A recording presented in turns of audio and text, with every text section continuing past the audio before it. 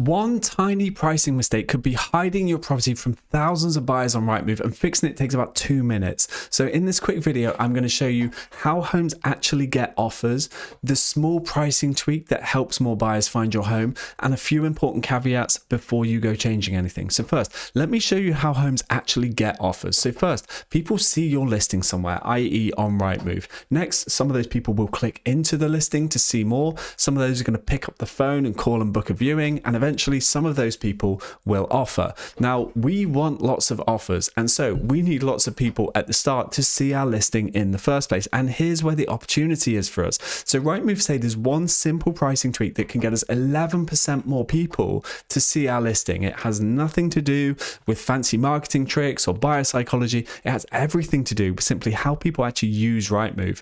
So let me show you what it is. So imagine our home is worth 300,000, and so we do what lots of other people do, and we set the price at 299,950. Now, this is a mistake, not just according to me, but according to Rightmove and their data as well. So it turns out this hides your property from buyers in two ways, and I'll show you how. Second one is way worse, but here's example number one. So imagine you're searching, imagine a buyer searching for a property like ours, right? So they go on Rightmove. Let's say they're looking in Crewe and they're searching for property between, so we're in Crewe, 250 to 300,000.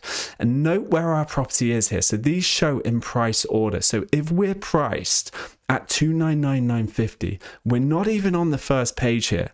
We're below all of these. We've got to go to page 2. We've got to keep scrolling down, and eventually we're going to appear here. Okay, so ours is buried in page 2. We're losing some buyers. They're getting interrupted or bored, or they're seeing something else they like, and so they never scroll this far.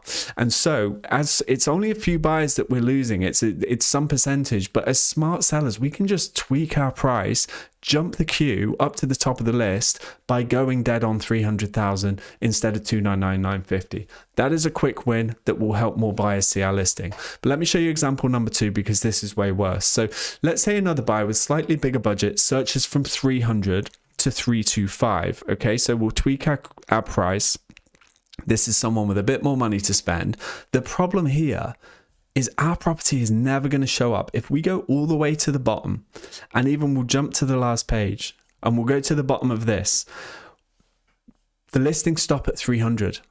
Ours at 299,950 would never get shown. And so we've made it invisible to this searchers. And the worst thing is, not only do we lose this buyer entirely, but these are the people with the biggest budget who might have made the best offers. There's a massive own goal. So people will do this thing because they think 299,950 feels cheaper, but it's the wrong thinking in this situation. This isn't like an impulse purchase like a Mars bar where it kind of really matters if it's 99p instead of £1. This is hundreds of thousands of pounds, and so any tiny psychological advantage we do get is being massively outweighed by what we lose in terms of pure visibility.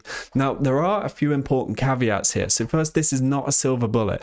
It won't fix an overpriced property or poor presentation or a bad agent, and a lot of agents already know about this, so it is more commonly used, meaning there's less to gain than there was in the past. But this is still important, because what I've learned over the last 15 years, I've sold over 500 properties now.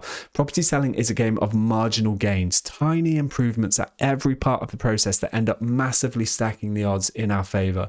And this is one of them that is quick and easy to fix and can end up paying off for you.